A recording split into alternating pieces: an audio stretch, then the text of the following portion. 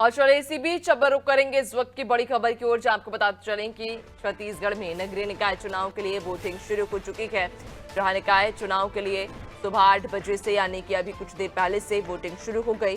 10 नगर निगम और 49 पालिका में मतदान होना है, जबकि 114 नगर पंचायतों के लिए भी जो वोटिंग है वो 8 बजे से शुरू हो गई है। मतदान स्थल पर कड़ी सुरक्षा व्यवस्था की गई है। 15 फरवरी को निकाय चुनाव में मतगणना होगी, काउंटिंग होगी।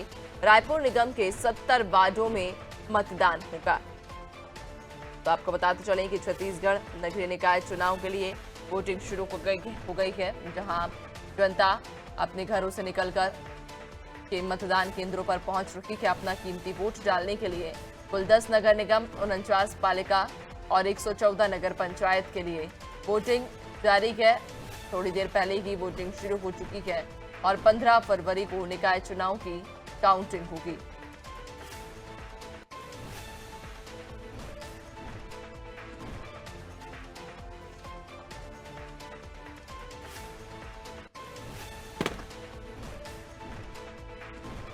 तो आपको बताते चलें कि छत्तीसगढ़ नगरीय निकाय चुनाव के लिए वोटिंग शुरू हो चुकी है। सुबह 8 बजे से वोटिंग शुरू हो गई। जनता अपने घरों से निकलकर अपना वोट कास्ट कर रखी है, अपने प्रतिनिधि के प्रति वोट कर समर्थन अपने प्रतिनिधि के प्रति जता रखी है। कुल 10 नगर निगम, 49 पालिका और 114 नगर पंचायत के लिए आज वोटिंग 8 बजे से शुरू हो गई है।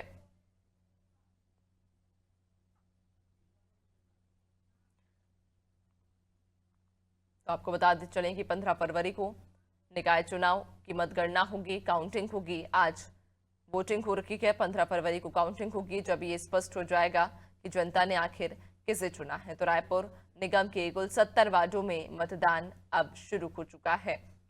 जनता पोलिंग बूथों पर पहुंच रही है, वोटिंग कर रखी है, मतदान कर रखी है। और चलिए ज्यादा जानकारी लेंगे, सहयोगी हमारे अलग अलग जगह से हमारे साथ जुड़ चुके हैं। रायपुर से कुलभूषण जुड़ गए हैं, इसके अलावा राजनांदगांव से हमारे साथ शशांक जुड़ गए हैं और कोरबा से चंद्रकांत हमारे साथ में जुड़ गए हैं। सबसे पहला रुख आपकी ओर कर लेंगे कुलभूषण। आप अभी किस पोलिंग बूथ पर इस वक्त मौजूद हैं? और अब चूंकि वोटिंग शुरू हो चुकी है, 8 अभी ही बजे हैं, लेकिन कैसी प्रतिक्रिया है जनता में? जी देखिए, 8 बज चुके हैं।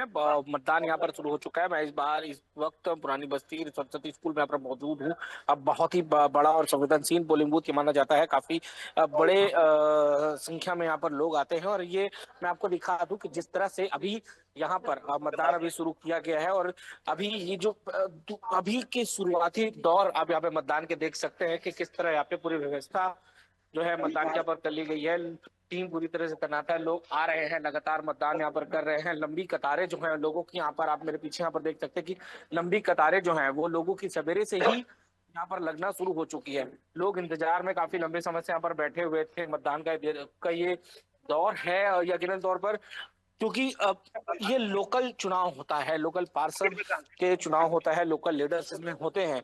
तो काफी संख्या में लोग यहाँ पर आते हैं, लोग यहाँ पर रहते हैं। कुछ लोगों से भी हम बात करेंगे। सर, मतदान के लिए आप आए हैं, मतदान कर रहे हैं, क्या उम्मीदें हैं इस बार जनता से, सरकार से? हम उम्मीद करते हैं सर कि पब्लिक का काम आसानी से हो, सुचारू रूप से हो, कहीं इधर उधर भटकना ना पड़े। सरकारी कई दस्तावेजों के लिए पब्लिक को भटकना पड़ता है और बाहर से आए हुए लोगों का आसानी से बन जाता है। तो ये जो मतभेद जो तय चल रहा है, ये सब सरकार से हम चाहते हैं कि ये सब चीज दूर हो और जो रहवासी प्रॉपर है उनका जो दस्तावेज वगैरह जो है प्रॉपर वे पे बने। तो ये जैसे और भी लोग हैं हमसे, उनसे मैं बात करना चाहेंगे। क्या लगता है इस बार जो लीडर है, जो जो पार्षद के लिए आप चाहते हैं, कैसा महापौर आप चाहते हैं इस बार शहर के लिए? इस बार हम ये महापौर चाहते हैं और इसके लिए जो दूसरे प्रत्याशी हैं उनका नाम नहीं रखता। क्या लगता है पिछली बार के जिस तरह से कार्यकाल रहा महापौर का, और इस बार का आने वाले समय में क्या क्या ऐसा कार्यकाल इस बार चाहते हैं? कुछ महिलाएं भी हमारे साथ मौजूद है। मैम, कैसा क्या वोटिंग है, क्या उम्मीदें हैं इस बार सरकार से, बताइएगा कैसा महापौर चाहते हैं अपना?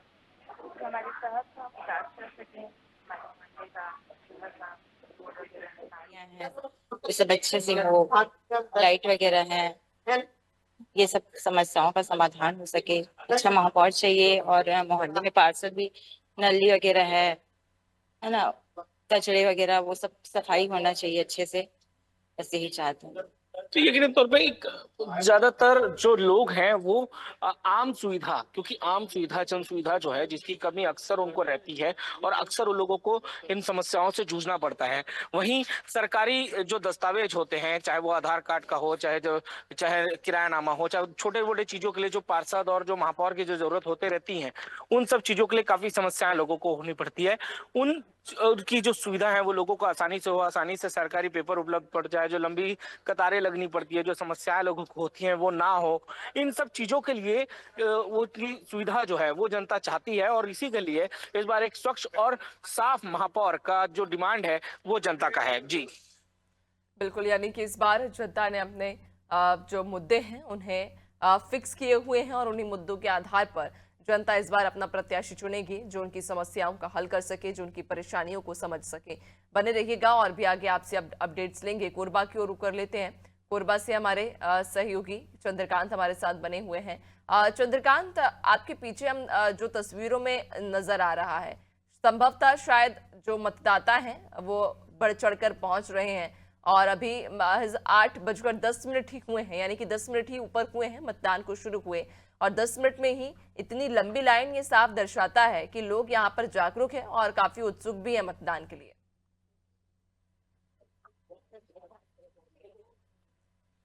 चंद्रकांत, आपकी आवाज नहीं आ पा रही है।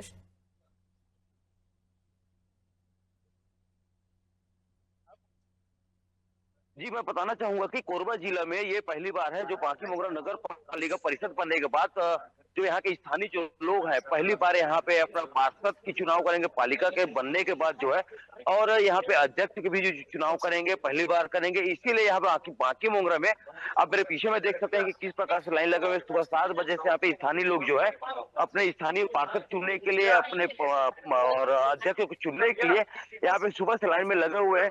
निश्चित तौर पे यहाँ पे देखा जा सकता है कि यहाँ पे पार्षद, अगर अध्यक्ष की अगर बात करें तो अध्यक्ष में 4 लोगों को यहाँ पे दौड़ है, लेकिन निश्चित तौर पे यहाँ पे 3 जो है अध्यक्ष के जो प्रमुख त्रिकोणीय यहाँ पे चुनाव देखा जा रहा है। अगर बीजेपी से बात, बीजेपी की जो है सोनी कुमारी झा है, कांग्रेस से माया अग्रवाल है और एक निर्दलीय प्रत्याशी है जिनके बीच में सीधा टक्कर है, उमा जितेंद्र कंवर के साथ सीधा टक्कर है। यहाँ की जो चुनाव की जो प्रक्रिया है निश्चित तौर पे जो पहली बार हो रही है, इसीलिए यहाँ पे त्रिकोणीय चुनाव यहाँ पे देखा जा रहा है। जी बिल्कुल, यानी कि जो लोग हैं वो बढ़ चढ़कर पहुंच रहे हैं, मतदान कर रहे हैं। बने रहिएगा और भी आगे आपसे अपडेट्स लेंगे। राजनांदगांव की ओर भी रुख कर लेते हैं। राजनांदगांव से हमारे सहयोगी शशांक हमारे साथ में बने हुए हैं। शशांक, राजनांदगांव में जनता में कैसा माहौल है, क्या प्रतिक्रिया है उनकी आज जब वे अपने घरों से बाहर निकल रहे हैं अपना कीमती वोट देने के लिए? तो किन मुद्दों को अपने दिमाग में रखते हुए आज वे अपने मताधिकार का प्रयोग करेंगे?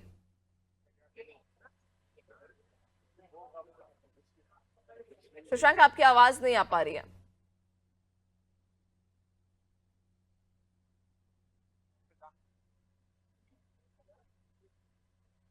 जी, अब आपको बता दूं कि सुबह 8 बजे से ही आज मतदान का जो है वो जो है शुरू हो चुका है और लगातार जो है बड़ी संख्या में मतदाता हैं वो जिले में निकलकर सामने आ रहे हैं। महिलाओं की संख्या है वो कहीं ना कहीं पुरुषों से ज्यादा सुबह से देखने मिल रही है। दोबारा बात कराए वो आज भी अभी लंबी लंबी कतारें जो है मतदाताओं की रही है। मैं आपको बता दूं कि आज मतदान की बात की जाए तो जिले भर में जो मतदाता है उन 1,81,00,000 कुल मतदाता है जो अपने मतदान का जो है मताधिकार का प्रयोग करेंगे। वही भर में 120 लगभग वार्ड है जहां लगभग कुल 235 पोलिंग बूथ बनाए गए हैं, जहां सुबह 8 बजे से लेकर शाम 5 बजे तक मतदान होना है। आपको बता दूं कि राजनांदगांव नगर निगम, तो वही डोंगरगढ़ नगर पालिका, नगर पंचायत, एलबी नगर नगर पंचायत और डोंगरगांव नगर पंचायत, तो इस तरह से जिले में 5 ऐसे नगरीय निकाय क्षेत्र गाँव जो है जा रहा है।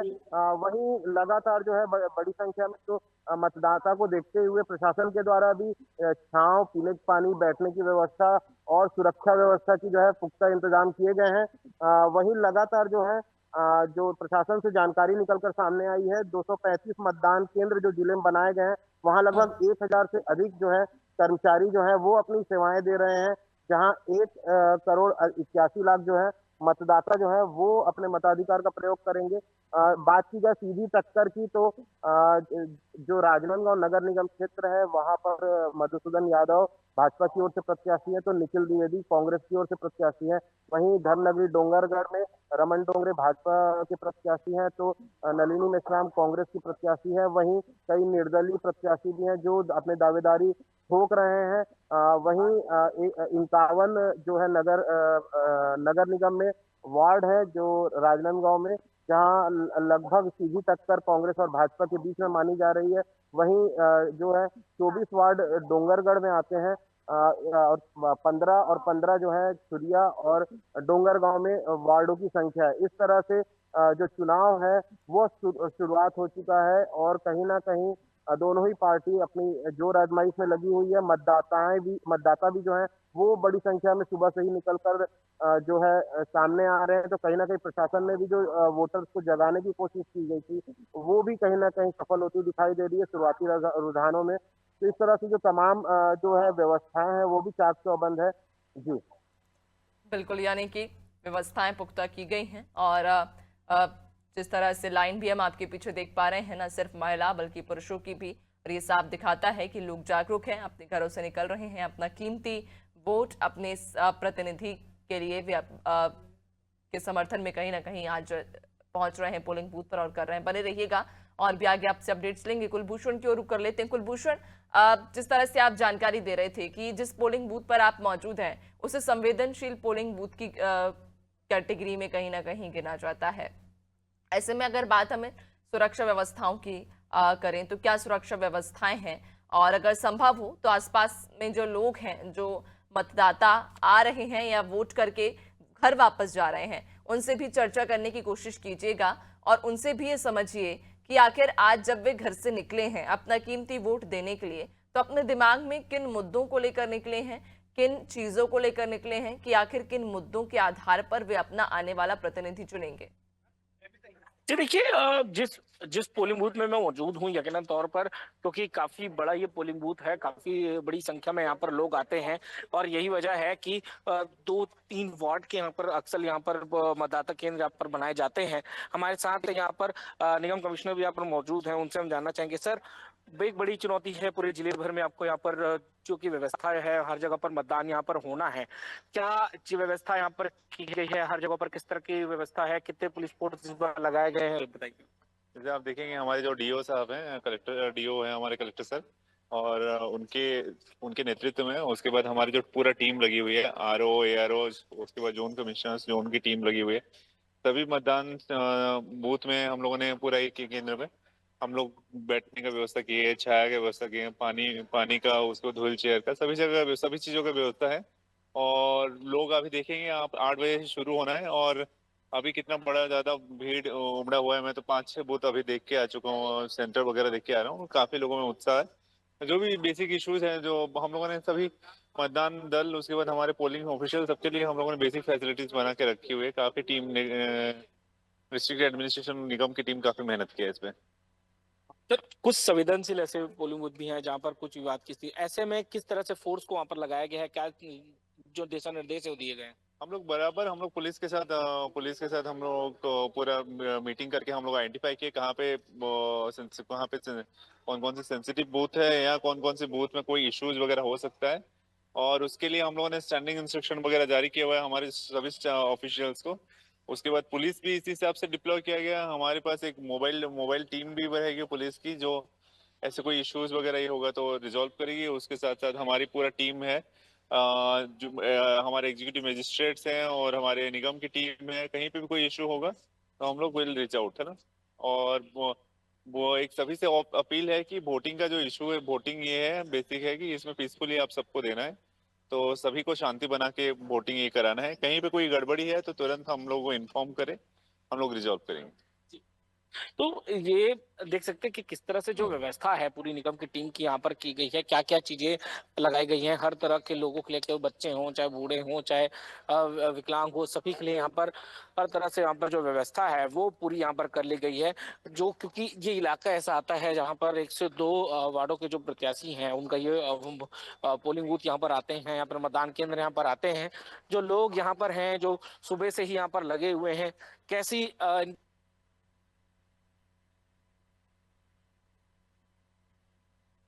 कैसा सरकार चाहते हैं, कैसा महापौर चाहते हैं? ये सुविधा बहुत अच्छी है और वहाँ ये क्या नाम से सरकार तो चाहती है।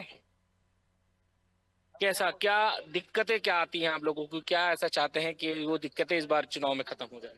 दिक्कतें यही है कि क्या नाम से सफाई वफाई है ना, वहाँ जाओ तो कोई सुनवाई नहीं, वो इस समय पूरा हो जाएगा, हमको ऐसे लग रहा है। तो पूरी उम्मीद है इस बार? पूरी उम्मीद है जी बिल्कुल, ये देखिए पूरी उम्मीद जो है जनता इस बार लगाई है।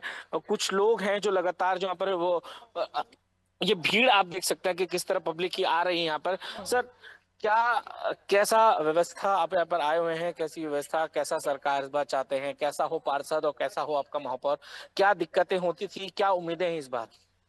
इस बार तो मतलब ठीक ही ठाक रहेगा। वैसे देखा जाए तो यहाँ व्यवस्था बहुत अच्छी है, लोगों को बैठने के लिए, जैसे बुजुर्ग हैं उनको बैठने के लिए व्यवस्था है, और महिलाओं के लिए भी, मतलब बुजुर्ग महिलाओं के लिए भी व्यवस्था है। बहुत अच्छा व्यवस्था है। क्या उम्मीद है इस बार? इस बार तो बीजेपी के महापौर बनेंगी, ऐसा उम्मीद है। और वार्ड का तो अपने पसंद का मतलब वोट देते हैं ना, वैसे बीजेपी का ज्यादा चांस है। क्या चाहते हैं इस बार महापौर से? महापौर से चाहते हैं कि जैसे मतलब अच्छे से अच्छी मतलब उनकी कार्यप्रणाली हो और निगम का कार्य बराबर ढंग से चले, ये उम्मीद है। तो देखिए जिस तरह लोगों ने भी एक चीज साफ कर दी है कि किसे उन्होंने चुनना है, क्या उनके लक्ष्य हैं, क्या उनके जो समस्याएं हैं, सभी चीजों का, सभी लक्ष्य को उन्होंने क्लियर कर दिया है। लगातार यहाँ पर जो लोग हैं वो आ रहे हैं। मतदान करके आप अभी बाहर निकले हैं, कैसी उम्मीद है सरकार से इस बार? क्या तब तक दिक्कतें आती थी और अब क्या चाहते हैं? कितने सालों में जो समस्या दूर नहीं हो पाई, क्या इस बार होगी? इस समय होने की संभावना है। ट्रिपल इंजन की सरकार है, तब विकास की और संभावना बढ़ जाती है। बिल्कुल देख सकते हैं कि ट्रिपल इंजन की सरकार है और इस बार विकास की जो संभावना है वो बढ़ जाती है। तो लोगों की पूरी उम्मीद है। अब ये देखना होगा कि किस तरह से जो परिणाम है वो कैसे आते हैं। क्या ट्रिपल इंजन की सरकार होती है या एक बार फिर कांग्रेस जो है दोबारा नगर निगम क्षेत्र में अपना कब्जा दोबारा हासिल कर पाती है? बिल्कुल देखने वाली बात रहेगी कुलभूषण, चूंकि जनता की कई सारी उम्मीदें हैं और जिस तरह से आपने भी जनता से बात की, जनता की यही उम्मीद थी कि उनके क्षेत्र में, उनके इलाके, उनके शहर में साफ सफाई बनी रहे, सुरक्षित लोग रहें, और इन्हीं तमाम उम्मीदों के साथ जनता आज पहुंची है अपना कीमती वोट देने। अब देखने वाली बात होगी 15 तारीख को, हालांकि ये स्पष्ट होगा कि आखिर जनता ने किसे चुना है, किसकी महापौर बनती है, किस पार्टी के पार्षद चुने जाते हैं उस क्षेत्र में, उस इलाके में, और जनता की उम्मीदों पर आखिर क्या पानी फिरता है या फिर उनकी उम्मीदों को पर खरे ये प्रत्याशी उतरेंगे। बहुत शुक्रिया आप सभी का जानकारी साझा करने के लिए। तो आपको बताते चलें कि निकाय चुनाव के लिए वोटिंग शुरू हो चुकी है। 8 बजे से वोटिंग शुरू हो गई है और धीरे धीरे कर अब पोलिंग बूथों पर भीड़ भी बढ़ने लगी है, जिससे ये साफ जाहिर होता है कि लोग वोट करने के लिए घर से निकल रहे हैं, पहुंच रहे हैं, जागरूक हैं मतदान के लिए। और आप सभी से यही अपील है कि अभी तक अगर आपने वोट नहीं किया है तो अपने घरों से बाहर निकलें और जाकर अपना कीमती वोट